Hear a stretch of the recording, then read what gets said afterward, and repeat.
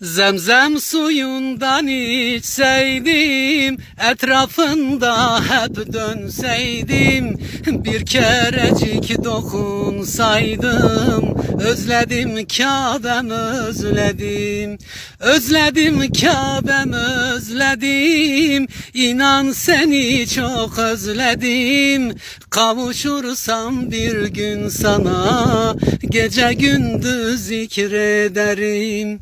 Ne güzel şimdi oralar, her taraf dolu hacılar, zikredip hep coşarlar. Özledim Kabe'm özledim, özledim Kabe'm özledim, inan seni çok özledim, kavuşursam bir gün sana, gece gündüz zikrederim. Tüm takipçilerime armağan olsun bu güzel ilahimiz.